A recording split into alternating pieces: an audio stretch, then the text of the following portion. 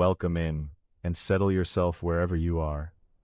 Tonight we are going to follow water in its many quiet forms: rain, snow, ice, rivers, waterfalls, rising floodwater, deep pressure, ocean waves, black sand, glacier light, and the old philosophical question of why water once seemed like a key to life, matter, and change.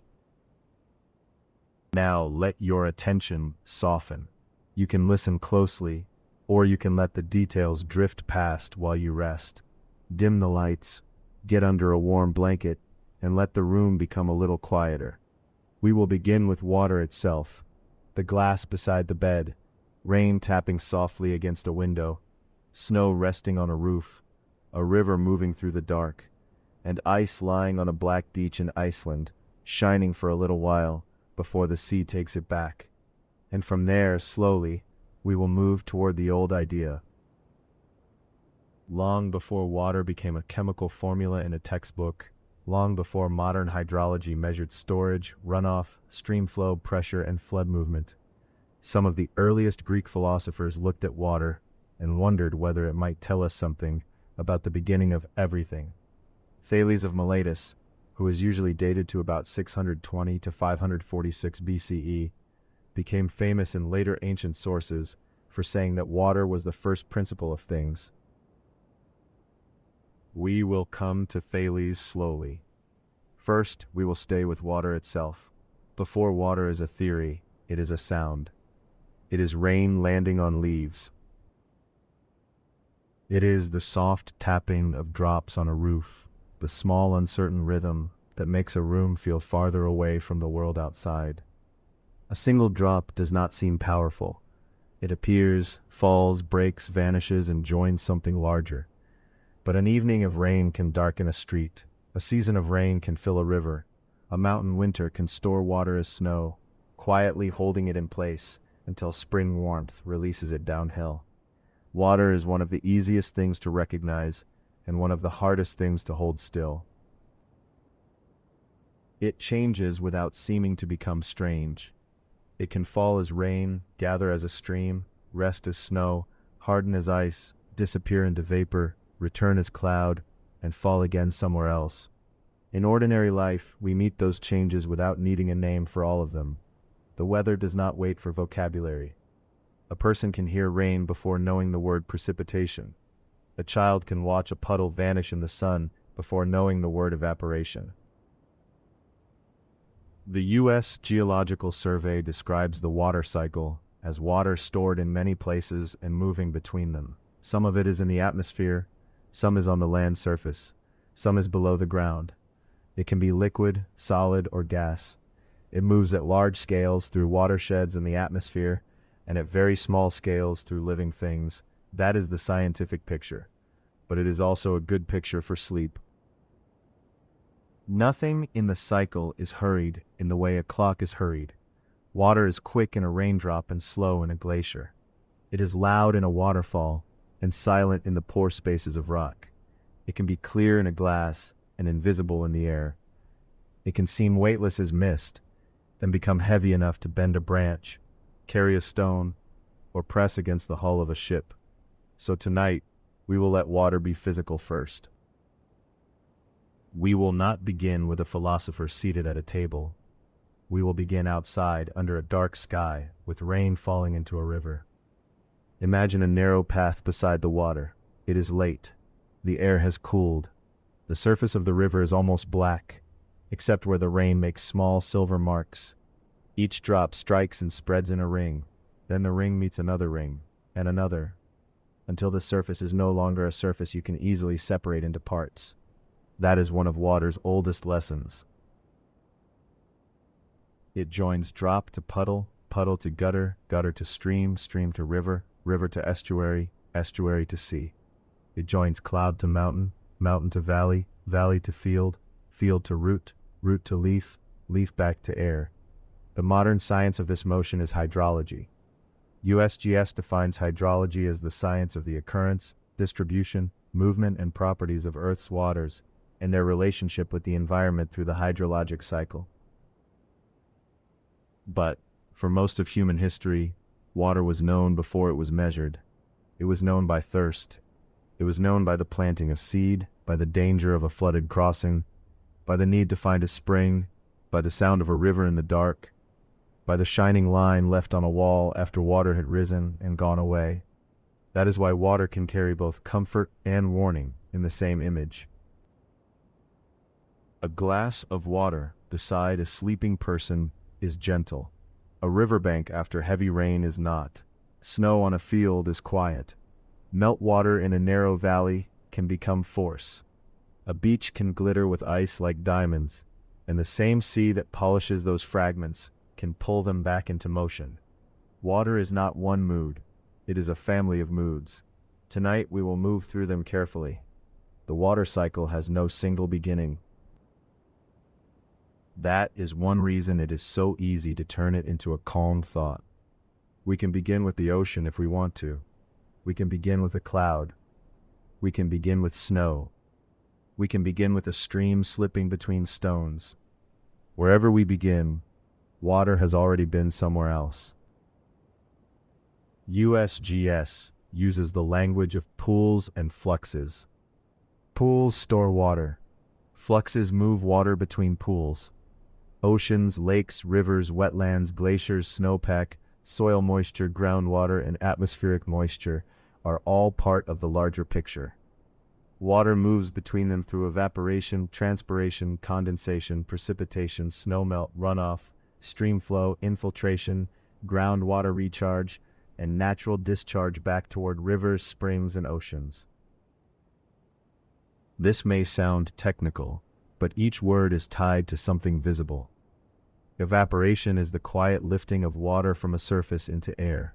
Condensation is the gathering of vapor into clouds or droplets. Precipitation is water falling back toward the land or sea as rain, snow, sleet, or hail. Runoff is water moving over the land. Streamflow is water moving in a stream or river. Infiltration is water entering soil.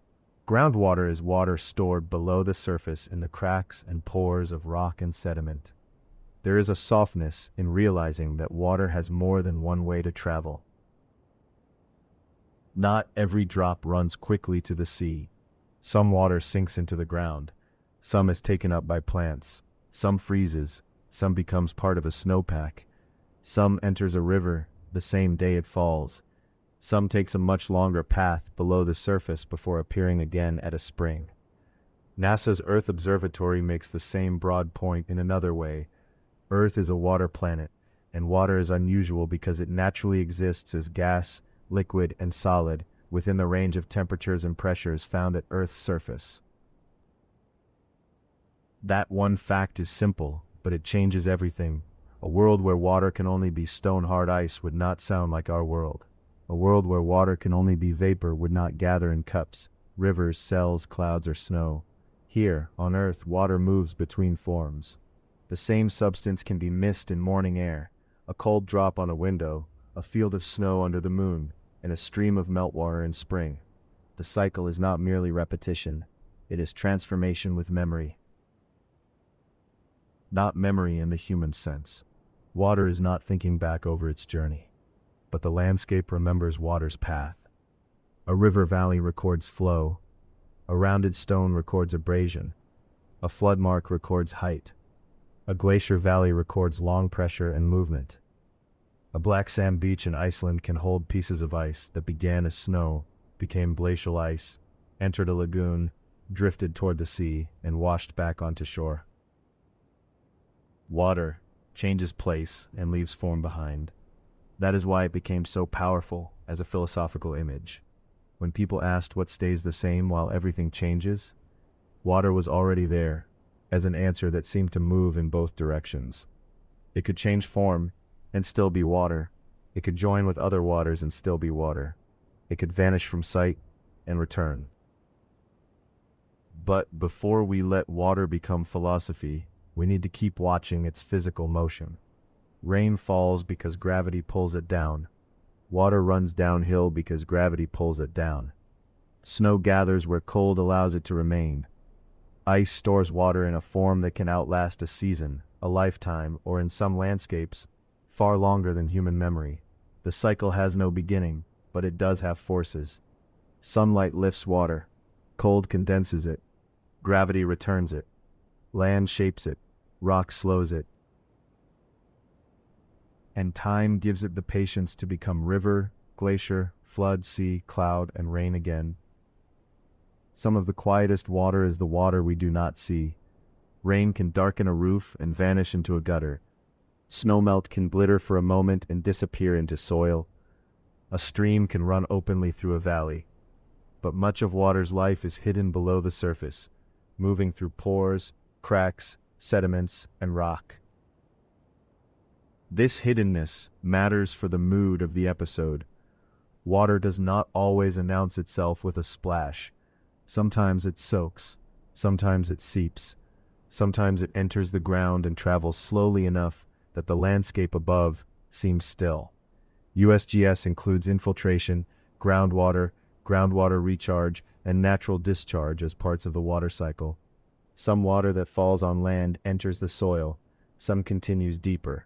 Some may eventually return to springs, streams, rivers, wetlands, lakes, or the ocean.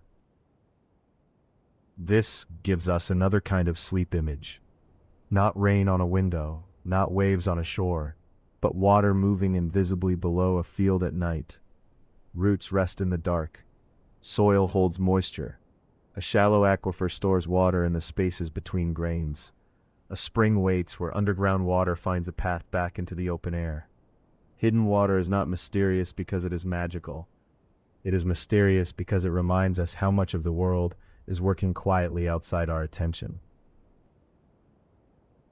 Groundwater is patience under the visible. There is a philosophical softness in that. Not everything important appears on the surface. Not every movement is loud. Not every force declares itself immediately. Water can be present without shining, moving without rippling, storing without becoming a lake. When a spring emerges, it feels like a beginning, but it is also an arrival from elsewhere. The water has already traveled. It has already entered, filtered, slowed, and gathered. The clear emergence is only the moment when hidden movement becomes visible. That image will help later, when we think about old philosophy. An early thinker asking for an underlying principle is also asking about what is beneath appearance. What supports the visible world? What moves behind the surface? What remains when forms change? Water gives us a physical version of that question. Some water is seen, some water is hidden. Both belong to the same cycle. Both shape the world. Snow is water learning to wait. Rain usually moves as soon as it arrives. It runs down glass, beads on leaves, sinks into soil, or gathers into puddles and channels. Snow can move too, but in a different tempo. It falls softly, piles quietly, and turns a landscape into storage. USGS treats snow, ice, glaciers, ice caps, and permanent snow as part of Earth's water storage. The numbers are humbling. Ice caps, glaciers, and permanent snow hold only about 1.7% of all water on Earth, but they hold about 68.7% of Earth's total fresh water. NASA's water cycle background gives a very similar figure. Ice caps, glaciers, and permanent snow at 1.74% of total water, and 68.7% of fresh water. So ice is both rare and enormous, depending on what question we ask. If we ask about all water, the oceans dominate the answer. If we ask about fresh water, frozen water becomes one of the great reservoirs of the planet. This is one reason ice feels so different from rain. Rain belongs to the moment. Ice belongs to duration. Snow can melt in a day, but glacier ice is built from accumulation and pressure over time. It is water with weight, water with layers, water that has become a slow body. The image is beautiful enough on its own. Blue ice, white snow, a small line of meltwater beginning under a bright sky. But it is also a way to understand water's power. Liquid water moves around obstacles. Ice can move as mass. Glaciers have often been described as slow rivers of ice. not because they behave exactly like liquid water, but because they flow under their own weight across long periods. NASA notes that glaciers are constantly moving and form from falling snow that accumulates over time with the slow, steady creep of flowing ice. In a sleep video, we do not need to hurry that thought. We can let it rest. Some water falls tonight as rain and is gone by morning. Some water falls as snow and waits. Some becomes glacier ice, and its journey becomes almost geological. That contrast is part of the beauty of water. It is one of the most familiar substances in our lives, yet it can move through scales of time too large to imagine easily. The drop on the window and the glacier under the mountain are part of the same story. Snow and ice also change the emotional scale of water. Rain feels near. It lands within earshot. It touches the roof, the path, the window, the skin. Ice can feel distant, even when it is near, because it asks us to think in stored time. A cube of ice in a glass is ordinary. A glacier is not, yet both are water held in solid form. The difference is scale, pressure, accumulation, and time. A household ice cube belongs to minutes and hours. A glacier belongs to seasons layered on seasons, snow compressed by more snow, the slow pull of gravity, and the long deformation of ice under its own weight. NASA describes glaciers as constantly moving, with masses of ice acting like slow-motion rivers, flowing under their own weight. That phrase is useful for the voiceover because it gives the viewer a bridge. Water can be river-like, even when frozen. Imagine that motion from far away. No cracking drama, no rapid collapse, just a wide, cold surface under pale light. The ice appears still enough for sleep, but it is not outside motion. It is simply moving at a pace the eye cannot easily hold. This is one of water's quiet paradoxes. It can be restless and patient. It can be liquid and solid. It can be a sound tonight and a storage of centuries.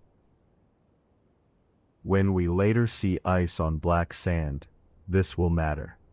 The beach fragment is beautiful because it compresses long time into a small object. A piece of glacier ice is not only a shape, it is a history that can melt. After rain falls, water begins making choices that are not really choices. It follows shape, it follows slope, it follows gravity.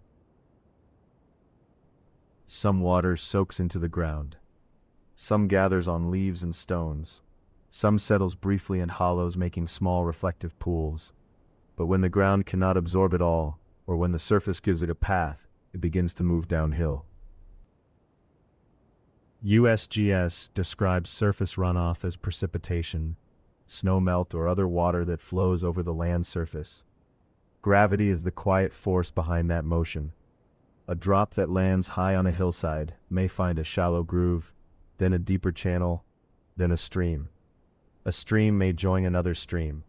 The joined streams may become a river, and unless the river is diverted or ends in a closed basin, much of that water keeps moving toward the ocean.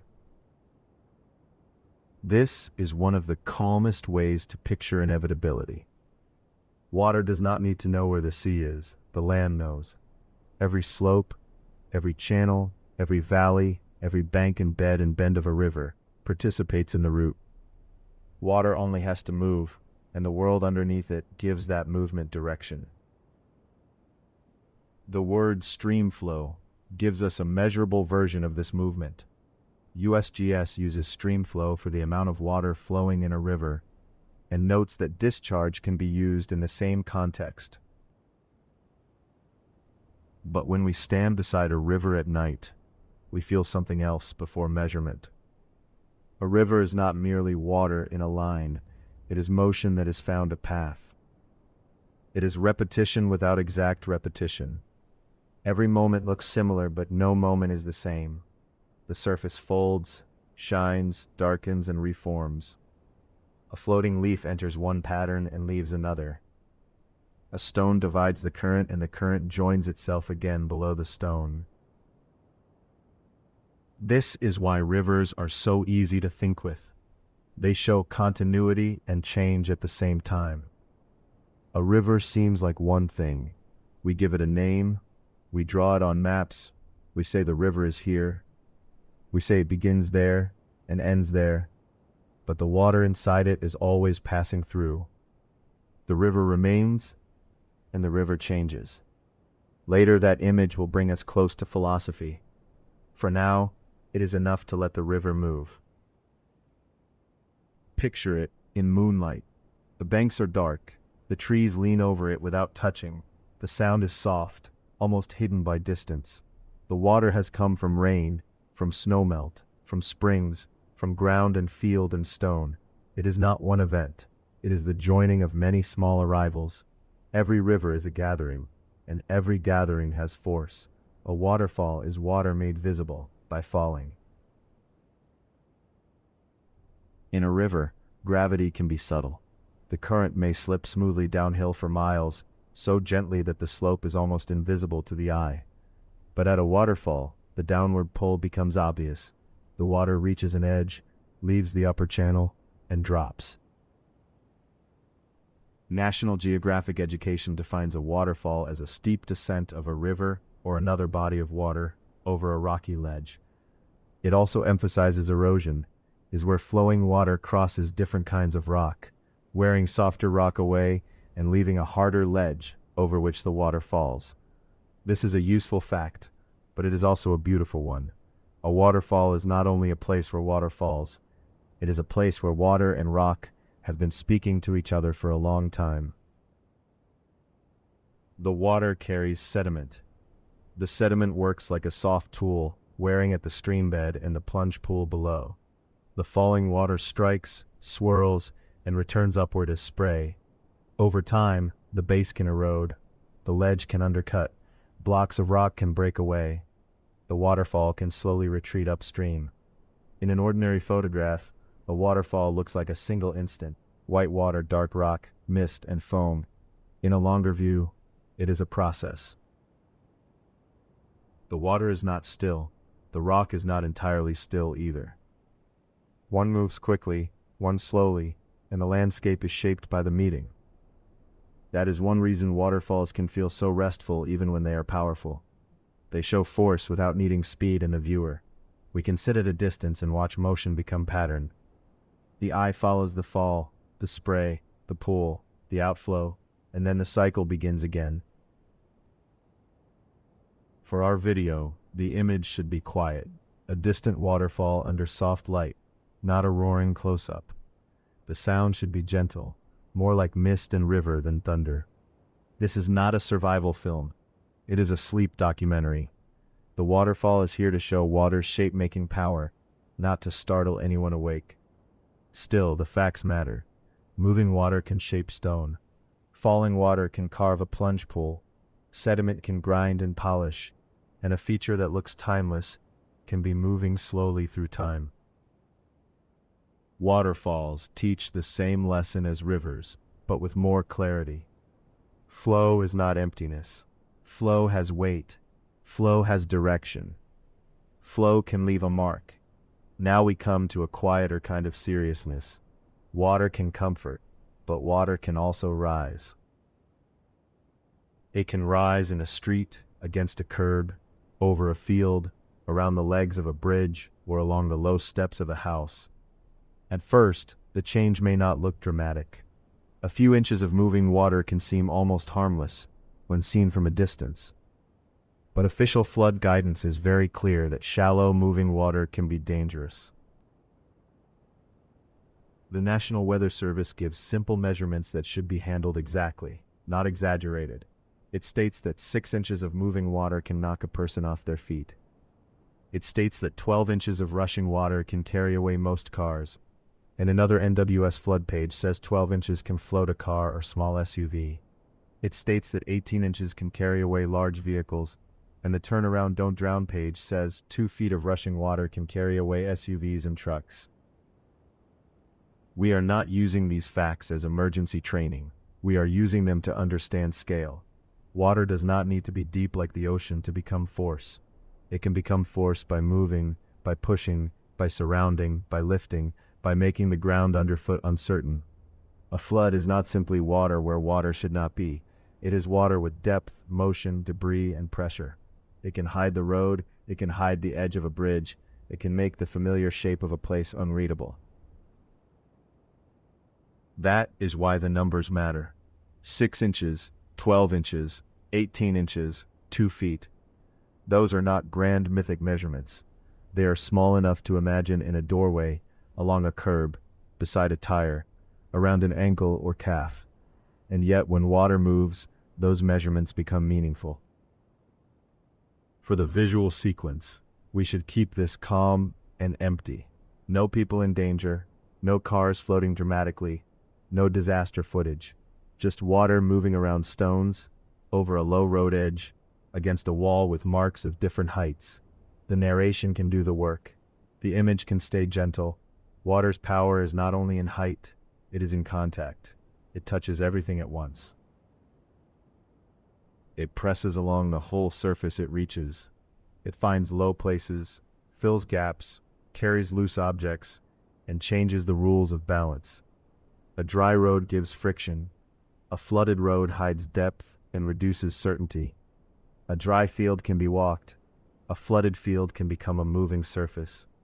This is part of the larger philosophy of water, though we have not named it yet. Water shows how small changes in quantity can become changes in kind. A stream is useful. A river is a path. A flood is a different world arriving over the old one. This is where pounds per square inch and inches of water begin to belong together. They are different measurements, but they teach a related lesson. Water becomes force by scale and contact. An inch is a measure of height or distance. PSI is a measure of pressure over area. A flood measurement tells us how high moving water has risen above a surface. A pressure measurement tells us how much force is distributed over a square inch. Neither number is dramatic by itself. The force comes from the water's relation to the world around it. 6 inches beside a ruler is not frightening. 6 inches of moving floodwater on an uncertain surface is a different physical situation. 1 pound spread across a table is easy to ignore. Pressure applied across every square inch of a surface becomes something else. Water's force often hides because it is distributed. It does not always strike like a hammer. Sometimes it surrounds, sometimes it lifts, sometimes it reduces friction, sometimes it presses on every part of a wall, a door, a foundation, a hull, or a body at once. This is why the same substance can feel so gentle in one setting and so commanding in another. A warm bath relaxes the body because water supports and surrounds. Deep ocean pressure challenges the body because water supports and surrounds at far greater scale. A shallow stream may cool the feet. A fast, debris-filled flood can become dangerous at depths that sound small when spoken in inches. The facts do not contradict the comfort, they deepen it. They remind us that calm is not ignorance. Calm can include respect. A person can love rain and still respect floods. A person can rest to the sound of waves and still use the correct word, tsunami. A person can admire ice on a beach and still understand glacier, tide, and melt. That is the sleepy cat tone for water. Gentle, but not vague. Beautiful, but not careless. Exact, but never sharp. The phrase tidal wave has a long popular life. People use it to mean an enormous wave or a sudden overwhelming arrival of water. It is vivid language. It sounds old and dramatic. But in modern ocean science, it needs correction. NOAA explains that a tidal wave is technically a shallow water wave caused by the gravitational interactions between the sun, moon, and Earth. The same NOAA page says the term is often used for tsunamis, but that this is incorrect because tsunamis have nothing to do with tides. USGS says the same thing plainly. Scientists do not use the term tidal wave because tsunamis are not caused by tides. So in this video, we can mention tidal waves because viewers know the phrase, but we should teach the correction softly. The water event people often imagine when they say tidal wave is usually a tsunami. NOAA describes a tsunami as a series of waves caused by earthquakes or undersea volcanic eruptions. USGS gives a broader list of triggers: large earthquakes near or under the ocean, volcanic eruptions, submarine landslides, and onshore landslides where large volumes of debris fall into water. Here, water becomes a messenger of movement elsewhere. An earthquake shifts the seafloor. A landslide displaces water. A volcanic eruption disturbs the sea. The wave travels outward. In deep ocean, NOAA notes that tsunami waves do not dramatically increase in height. As they travel inland and the ocean becomes shallower, they build higher. NOAA also says the speed of tsunami waves depends on ocean depth. USGS describes tsunamis near shore as behaving like a fast rising tide with powerful currents. That phrase is important. It explains why the old popular name had such power, even though it is technically wrong. A tsunami may not look like a curling wall from a painting or movie. It may arrive as water rising and rushing with frightening speed, carrying current and force far beyond an ordinary tide. NOAA's National Centers for Environmental Information keeps global historical tsunami data. Its page says the database covers tsunami source events and run-up locations from 2000 BC to the present, and that the first recorded tsunami occurred off the coast of Syria in 2000 BC. The same page notes that as of 2019, the database included more than 2,200 source events with validities greater than 0 and more than 27,000 run-up locations. Those dates should be used carefully. Ancient records are not like modern instruments. NOAA itself warns that historical earthquake and tsunami databases can include uncertainties, especially before modern seismographs. So if we include 2000 BC, we should say it as a database statement, not as a sweeping claim that all history begins there. For sleep, we do not need to dwell on destruction. We can make the image beautiful and respectful. A moonlit coast, a long low swell, water entering shallows, the sense of a force crossing distance. The script can explain the scale without showing harm. We can let the viewer understand that water carries energy, and that the ocean has movements larger than ordinary human rhythm. This is water as distance, water as transfer, water as force born elsewhere. Now let us go downward, not downstream, and not toward the beach. At the surface of the ocean, we live under the pressure of the air. NOAA gives that sea level air pressure as about 14.7 pounds per square inch. That phrase, pounds per square inch, is often shortened to PSI. It means pressure measured as pounds of force over 1 square inch of area.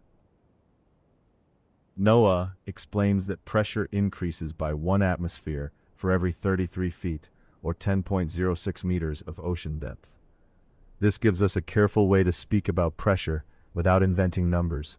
At the surface, the air presses at about 14.7 psi.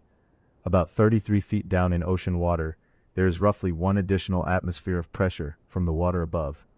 Another 33 feet adds another atmosphere. The exact details vary with saltwater density, location, and conditions, so the narration should not pretend the ocean is a perfect classroom tank. But the relationship is clear enough for a sleep documentary. Deeper water means more pressure, because more water is above you. If we want a simple derived approximation, we can say that NOAA's figures imply about 14.7 psi per 33 feet, which is about 0.445 psi per foot of ocean depth. That line should be presented as a calculation from NOAA's numbers, not as a separately sourced universal constant. Pressure is a beautiful, invisible fact. You cannot see it directly in a still image of blue water, but you can imagine it as weight distributed everywhere. At depth, water presses from all sides, does not only push downward, it surrounds. This is different from the water in a glass. A glass of water has weight, but it is small enough to lift. A pool has depth, but it is still familiar. The ocean changes the scale. Descending through water is descending into pressure. Every foot adds more water above. Every layer rests on the next. Depth becomes force without needing drama. For the visuals, this can be one of the most restful sequences in the whole video. A dark blue water column, faint shafts of light, tiny particles moving slowly, the sense of sinking without danger. No creatures, no submarine, no clutter, just depth.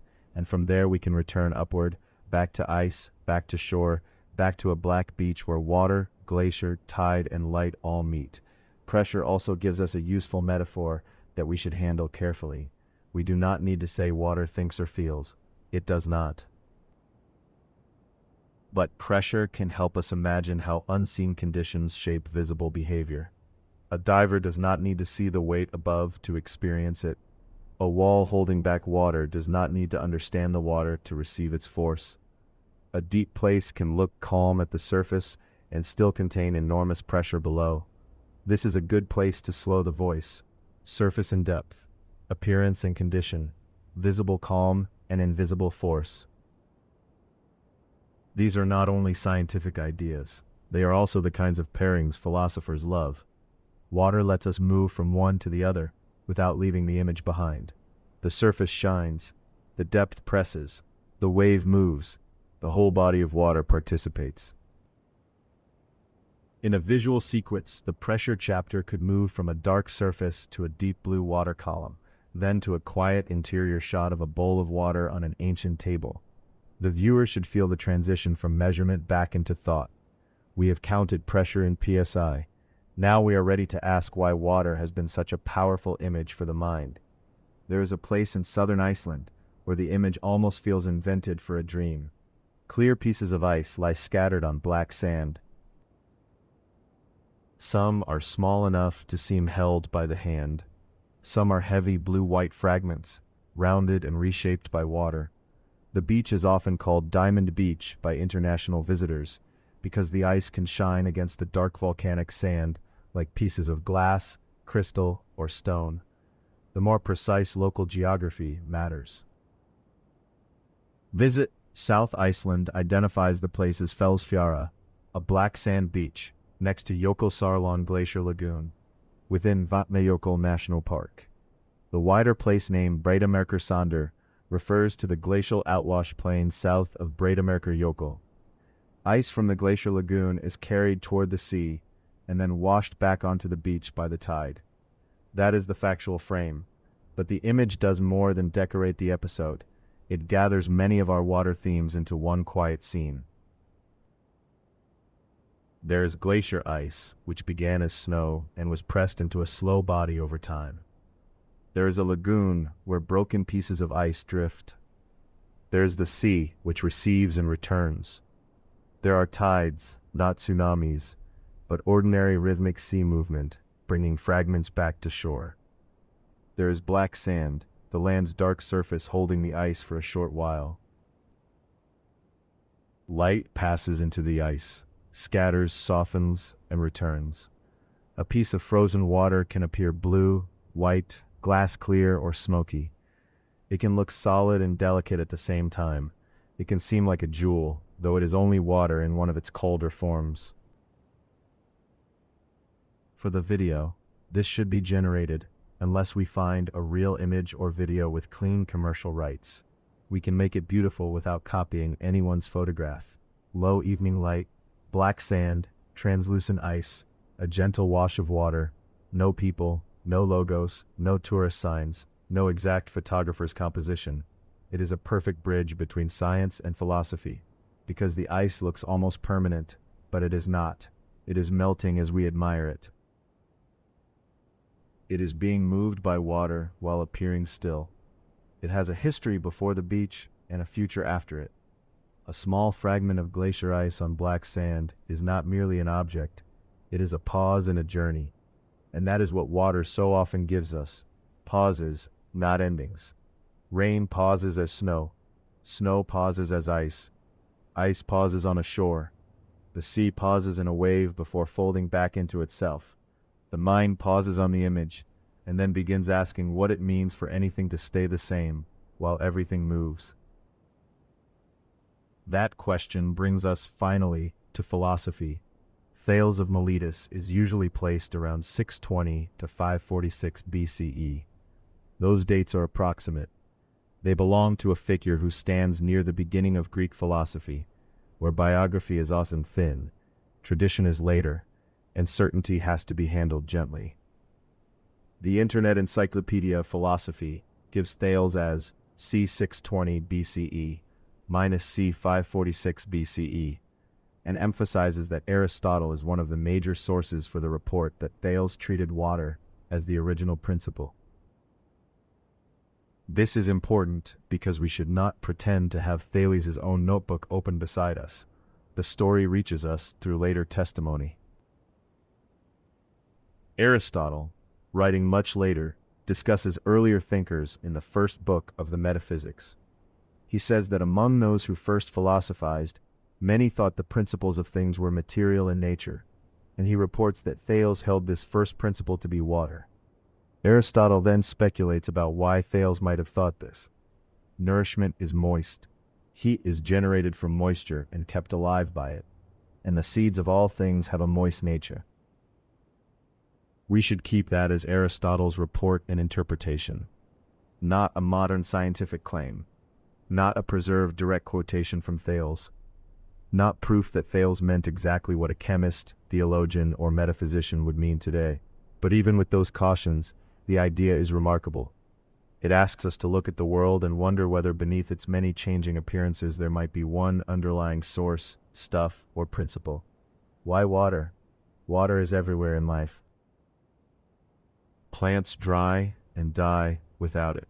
Animals drink. Food contains it. Rain marks seasons. Rivers make settlement possible. The sea surrounds and connects. Water can become vapor and return. It can become ice and melt. It can enter bodies and leave them. It can disappear into soil and emerge from springs. It is familiar enough to be noticed, and mysterious enough to invite explanation. For a thinker living in an Ionian city on the edge of the Aegean world, water was not an abstract classroom object. Miletus was a coastal city. Its horizon included the sea. Its trade, weather, and geography would have made water part of the ordinary structure of life. We should not over-imagine a specific scene without a source, but we can say safely that Thales belonged to a world where water was daily, visible, necessary, and powerful. So the thought is not strange in the way it may first sound. If someone asks what one thing underlies life, change, growth, and motion, water is a natural candidate. It nourishes, it flows, it takes the shape of what holds it. It can be hidden and return. It can be gentle and destructive. It can seem to be one thing while becoming many forms. This is why Thales belongs in a Sleepy Cat episode about water. Not because we need to prove that water is the root of everything, but because the old idea teaches us how early philosophy began to look at ordinary things with unusual seriousness. The philosophical wonder is not far away. It begins in the cup, the rain barrel, the spring, the river, the harbor, the dark line of the sea. It begins when someone asks, "What is all this underneath?" There is another caution here. We should not make Thales too modern. It would be easy to say he was searching for atoms or chemistry or a scientific theory like ours, but that would flatten the past. It is better to say he stands at the beginning of a tradition of asking natural questions in a new key, and that later writers remembered his answer as water. The viewer can still feel the importance. No direct writings by Thales securely survive for us to read in his own voice. The dates are approximate. The reports are later. The interpretation is debated. And still, the image remains powerful enough to cross centuries. Water as beginning, water as nourishment, water is what living things need. Water is what changes form without disappearing from thought. If we keep those cautions in the narration, the episode becomes more trustworthy, not less.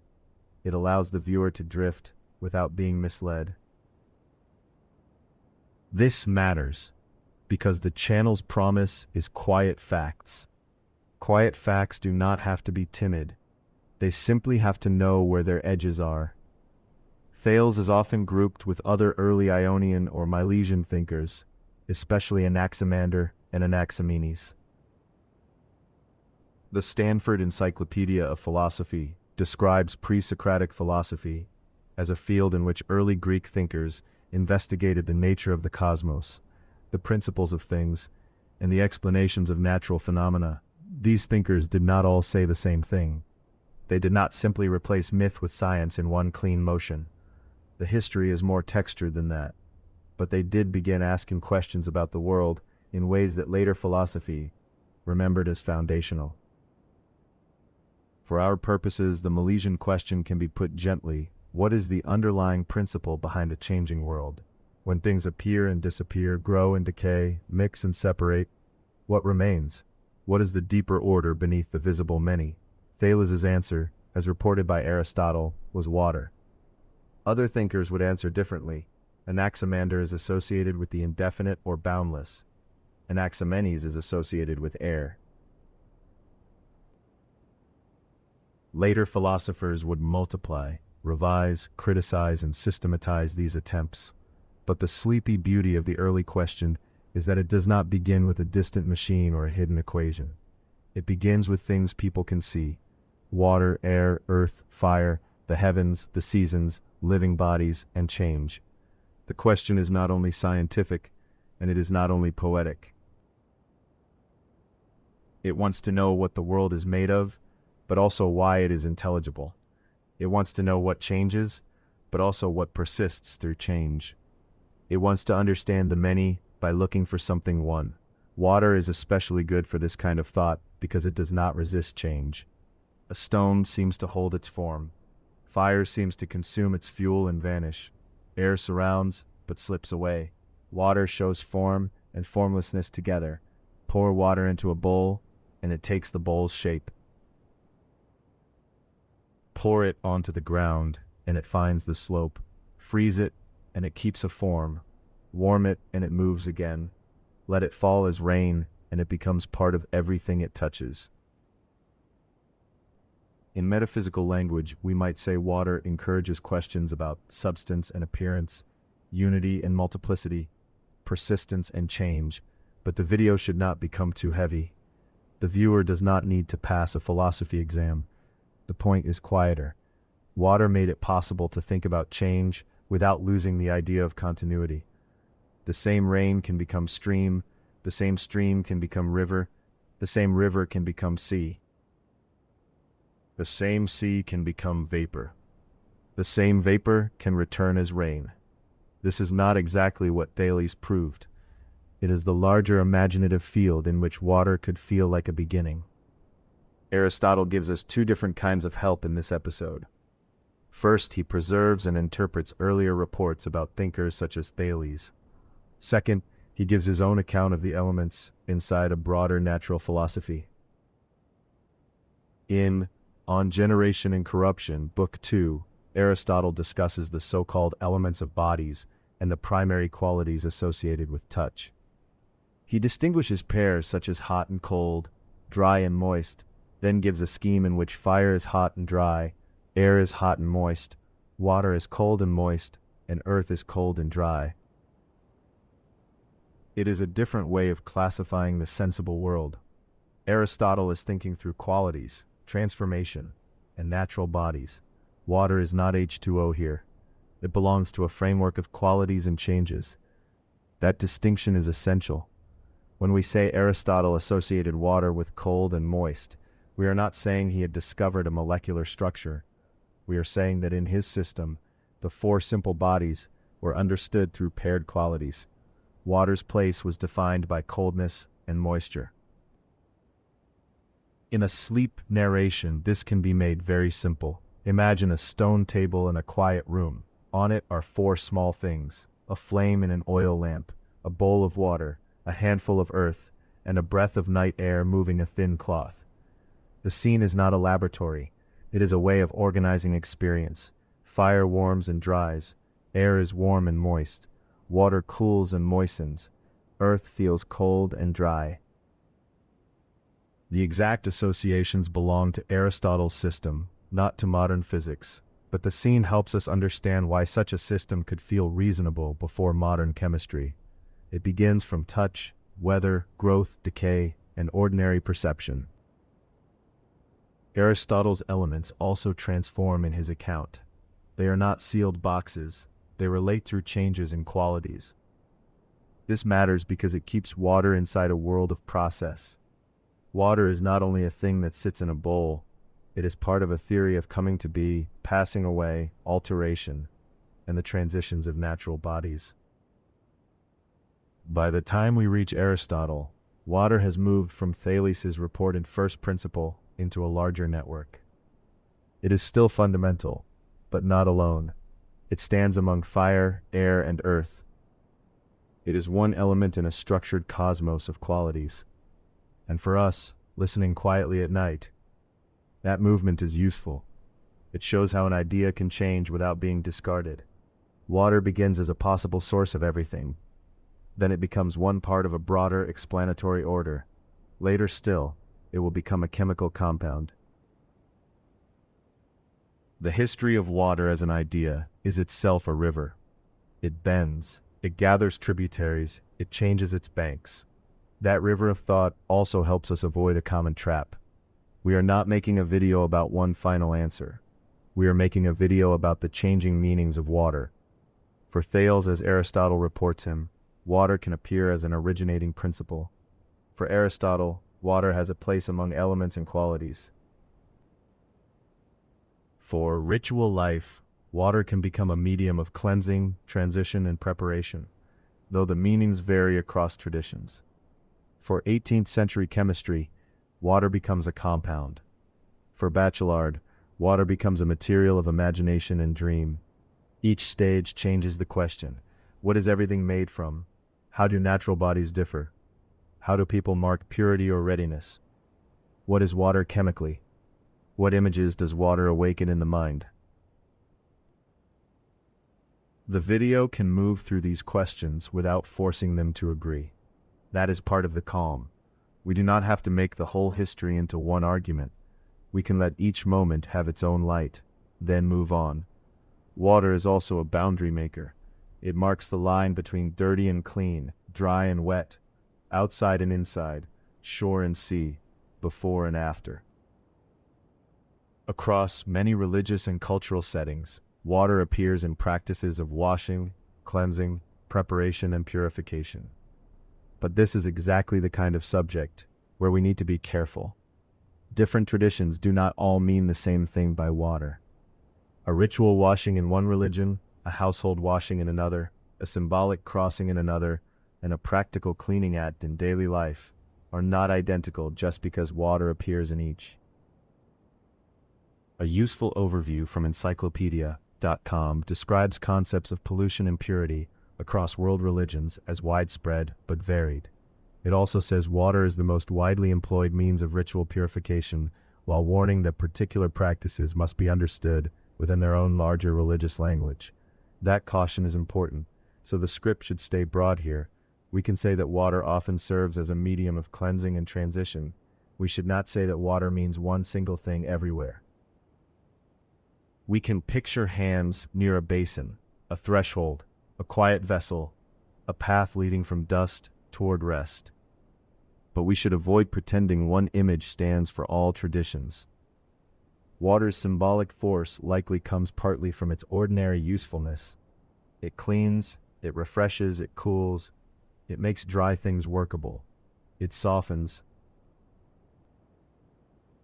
Because water does these things physically, people have often used it to think about inner states, social boundaries, sacred preparation, and return. But every example needs its own context. In a sleepy video, this chapter can serve as a gentle widening of the theme. Water is not only matter, it is not only pressure, it is not only river, ice, or wave. It is also something people use when they want to mark a change of condition, before and after. Outside and inside, unready and ready, dusty and washed, thirsty and restored. The power of water is that these images stay close to the body. A person does not need a technical education to understand the relief of washing one's hands, the coolness of water on the forehead, the comfort of a drink after thirst, or the sound of rain rinsing a roof through the night. Water is philosophical because it is intimate before it is abstract. This jump should be made gently, because we are not telling a story where old thinkers were simply foolish and modern thinkers were simply correct. Ancient element theories belong to their own questions and methods. Modern chemistry changed the question. By the 18th century, experiments with gases, combustion, and measurement were transforming the understanding of matter. The American Chemical Society's historical account of Antoine Laurent Lavoisier gives several important dates. Henry Cavendish isolated what was then called inflammable air in 1766.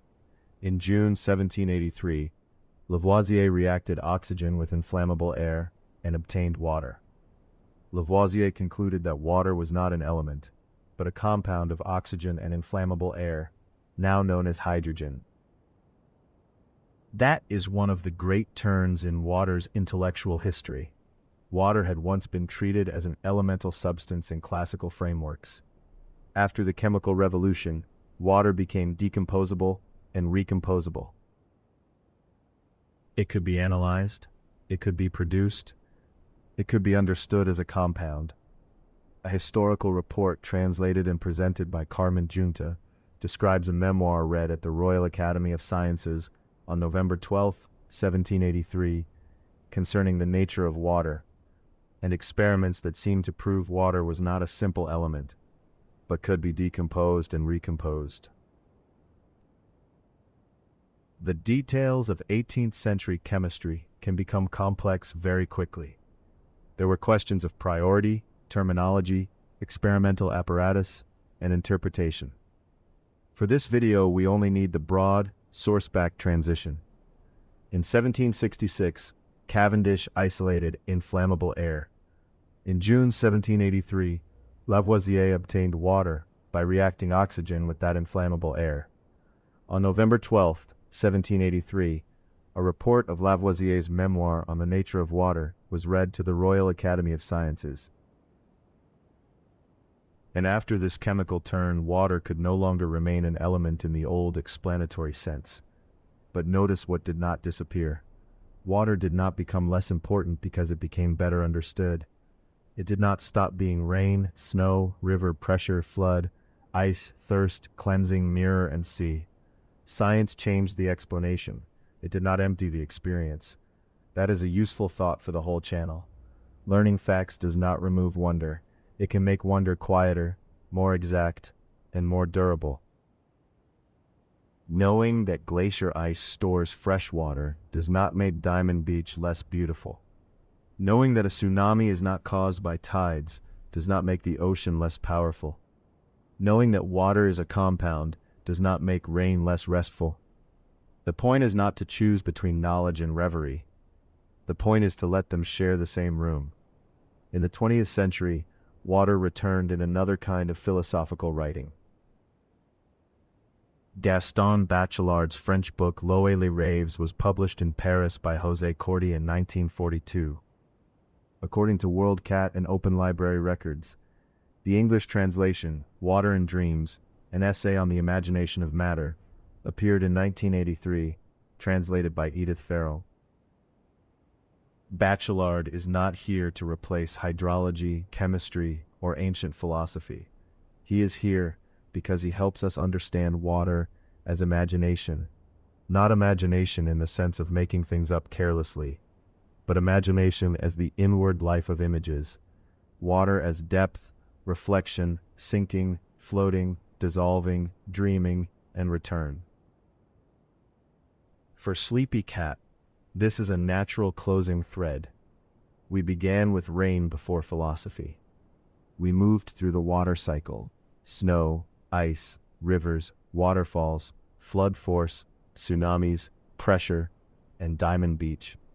Then we visited Thales, the Milesian question, Aristotle's qualities, ritual cleansing, and Lavoisier's chemistry. Now the mind is allowed to become quiet again. Water, after all of that, is still something seen in the dark. A pond holding moonlight, a glass beside a bed, a river heard before it is seen, a tide returning in the distance.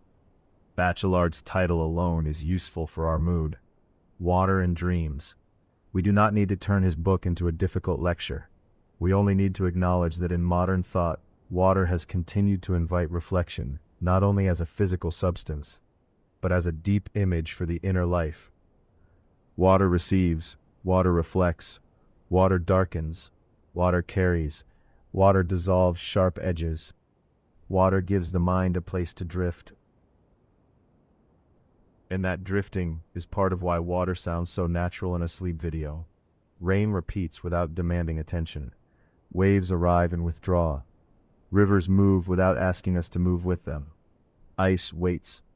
Mist hides the far shore.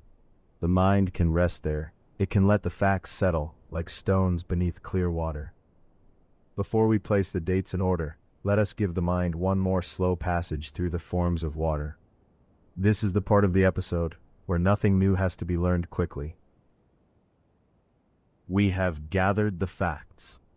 We have named rain, snow, runoff, stream flow, pressure, flood force, tsunamis, glacier ice, black sand, Thales, Aristotle, Lavoisier, and Bachelard. Now the ideas can move again at the pace of water itself. Begin with rain. Rain is the most familiar descent. It turns the sky into sound. It does not need to be seen to be known. A person lying in bed can hear rain and understand that the world outside has changed texture. Pavement darkens, leaves bend, gutters murmur, soil opens. A roof becomes an instrument with thousands of small notes. Scientifically, rain is precipitation. It is one part of the water cycle, a return from atmosphere toward land and sea. But in the room at night, rain is simpler than that. It is permission to stop listening for human activity and listen instead to a pattern that is older than any city. Rain has no argument. It does not persuade. It repeats. And in repetition, it becomes gentle. Snow is precipitation too, but it arrives with a different temperament. Rain announces itself by striking. Snow often arrives by softening. It removes edges from the night. It makes fences, branches, stones, and roofs share one pale surface. It slows footsteps. It absorbs sound. It turns the same water that might have run quickly downhill into a temporary stillness. That stillness is not the same as absence. Snow is active in another register. It stores. It waits. It can become snowpack, and snowpack can become meltwater. In mountains and cold regions, the timing of melt matters because water released from snow becomes part of streams, rivers, soil moisture, groundwater, and human water supply. We do not need to turn this into a policy chapter. We only need to recognize the beautiful fact that a winter landscape can be a reservoir in disguise. Snow is water holding back its motion. Then imagine ice. It can form as a skin on a puddle, a hard surface on a lake, a hanging shape under a roof, or a massive body in a glacier. The same substance that runs through fingers can become a form that resists the hand. That change is one of the reasons water is so fascinating. It does not merely travel, it changes the way it can be touched.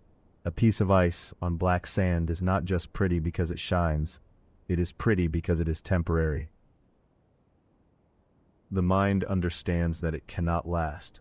Sunlight, air, salt water, and time are all already working on it. The ice looks like a jewel, but it is not a possession. It is a meeting.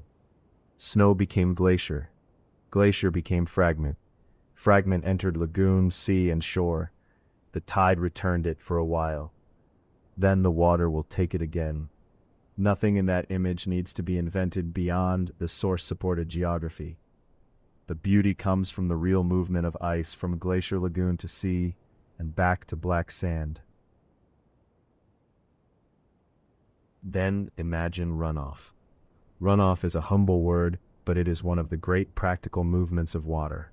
Rain falls, snow melts, water finds the surface, it begins to move downhill. It may start as a thin sheet, almost invisible except for a shine on pavement or soil. It may gather into a trickle. The trickle may meet another trickle. Together they become a small channel. The channel finds a ditch, then a creek, then a stream, then a river. The whole movement can look spontaneous, but it is not random. It is guided by slope, surface, soil, rock, vegetation, and gravity. In this way, water teaches the shape of a place. You can learn a landscape by watching where water goes.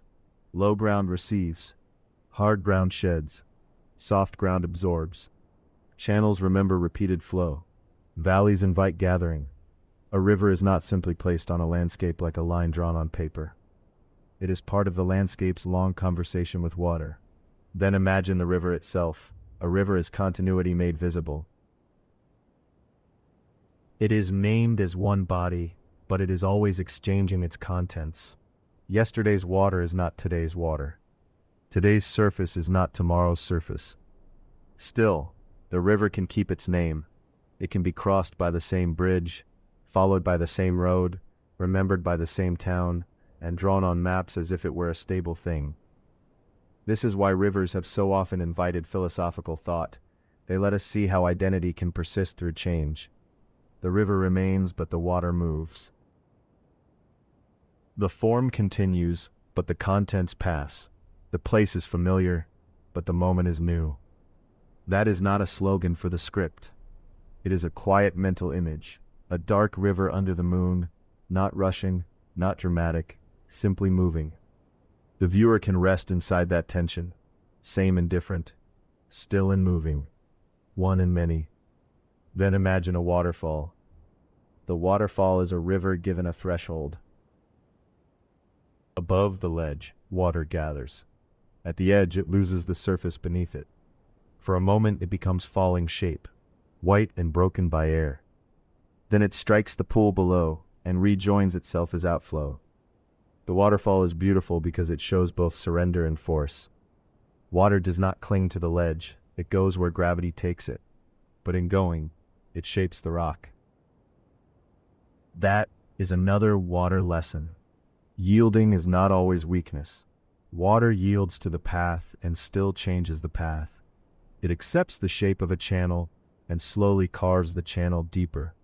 It falls from the ledge and helps make the ledge what it is.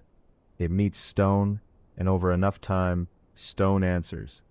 Then imagine rising water. This image has to be handled gently. It is not here to frighten the viewer. It is here to respect the difference between calm water and moving water in the wrong place. The NWS measurements give us clear language. 6 inches of moving water can knock a person off their feet. 12 inches of rushing water can carry away most cars or float a car or small SUV depending on the NWS page. 18 inches can carry away large vehicles. 2 feet of rushing water can carry away SUVs and trucks. In a calm narration, these numbers should be read slowly, not with alarm, with respect. 6 inches, 12 inches, 18 inches, 2 feet. The point is not to make the listener anxious. The point is to show that water's power often hides in scale. A small number can matter when the water is moving, when the ground is uncertain, when the surface conceals what lies below. In the image, we can show only an empty flooded road edge or water moving around stones. No danger, no people, no vehicles. Just water showing that it has become an active force. Then imagine the open ocean. Most evenings, the ocean seems rhythmic. Waves arrive, waves withdraw. Tide rises, tide falls. The pattern is large, but familiar. It is easy to understand why people reach for the phrase tidal wave when they imagine an enormous arrival of water. The phrase feels like the ocean's normal rhythm made gigantic, but the sources tell us to be precise. NOAA and USGS both distinguish tsunamis from tides. A tsunami is not caused by tide. It can be triggered by earthquake, volcanic eruption, submarine landside, or an onshore landslide sending a large volume of material into water. It can travel across deep water without looking dramatic at the surface, then change as it enters shallower water. That correction is useful in a philosophical video because it shows how language and knowledge can separate. The familiar word may carry the image. The technical word carries the cause. We can honor both by saying people may call it a tidal wave, but the scientific term here is tsunami. Then imagine depth. Depth has no surface drama. At sea level, NOAA gives atmospheric pressure as about 14.7 pounds per square inch. In ocean water, pressure increases by about 1 atmosphere every 33 feet, or 10.06 meters. This fact is strangely calming when taken slowly. Pressure is not a crash, it is accumulation. More water above means more pressure below. Every foot adds something. The deeper water is not louder than the surface. In a visual, it may be quieter. Blue darkness, a few pale beams of light, tiny particles drifting through the water column. But the quiet is not emptiness. It is weight distributed everywhere. Then imagine the ancient shoreline. After all the science, we return to an older kind of looking. Someone sees water, not as data, not as a formula. Why does life need it? Why does it change and remain? Why does it take so many forms? Why does it seem to belong to beginnings? The reported answer of Thales, water as the first principle, may not satisfy a modern chemist. It does not need to. Its importance is that it asks for an underlying account of the many things we see. It marks a way of wondering about the world that is neither merely practical nor merely decorative. It is the beginning of a question. Then imagine Aristotle's table of qualities. Fire, hot and dry. Air, hot and moist. Water, cold and moist. Earth, cold and dry. We do not have to accept the system as modern science to understand its appeal. It begins from touch and experience. It arranges the world according to felt qualities. Water has a place not as a molecule, but as a sensible body in a system of change. Then imagine the 18th century laboratory. Careful flame. A report read in 1783. Water, once treated as elemental, becomes something that can be made, broken down, and understood as compound. And then imagine the dream again, because after all the measurements, water still reflects the moon. After the chemistry, rain still makes sleep easier. After the pressure calculation, the ocean still looks dark and endless. After the correction from tidal wave to tsunami, a distant swell still carries awe. After Aristotle and Lavoisier, a bowl of water can still be a quiet thing on a bedside table. That is the balance this video wants. Not vague wonder, not cold facts, both. Facts clear enough to trust, images soft enough to rest in. Dates in order, sources logged, water allowed to be itself, physical, historical, philosophical, and quietly beautiful. Before we let the narration fade into the ambient tale, let us place the main dates in order. If we use the NOAA Historical Tsunami Database detail, the earliest date in this episode is 2000 BC. NOAA's National Centers for Environmental Information says its global historical tsunami database ranges from 2000 BC to the present, and states that the first recorded tsunami occurred off the coast of Syria in 2000 BC. Because this is ancient historical data, we should say it carefully, as NOAA's database wording, not as an absolute claim beyond all uncertainty. Then comes Thales of Miletus, usually dated around 620 to 546 BCE. Thales belongs near the beginning of Greek philosophy, and later sources, especially Aristotle, associate him with the claim that water was the first principle.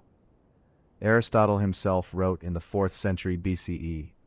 The MIT Classics page for On Generation and Corruption gives that work as written in 350 BCE. In that work, Aristotle describes water in his element scheme as cold and moist. Many centuries later, in 1766, Henry Cavendish isolated inflammable air. In June 1783, Lavoisier reacted oxygen with inflammable air and obtained water, leading to the conclusion that water was not an element, but a compound. On November 12, 1783, a report of Lavoisier's memoir on the nature of water was read at the Royal Academy of Sciences. In 1942, Gaston Bachelard's L'eau et les rêves was published in French. In 1983, the English translation Water and Dreams appeared. And on 2026-08-01, for this video, these production notes and source checks were gathered so that the script can stay specific, dated where possible, and honest about what the sources do and do not say. That is the long arc. Water as ancient record. Water as first principle. Water as element. Water as compound. Water as image. Water as rain tonight. Now we can let the ideas loosen. The rain falls again. The river keeps moving through the dark. Snow waits in the high places. Ice rests on black sand, shining for a while before the tide returns. A waterfall continues its slow work on stone. A wave crosses distance. The deep ocean holds its pressure quietly. And somewhere in the long memory of thought, Thales looks at water and sees a beginning. Aristotle places water among qualities. Lavoisier measures, combines, and changes the old category. Bachelard lets water become dream. You do not need to hold all of it now. Let the dates drift into order. Let the facts settle. Let the images remain.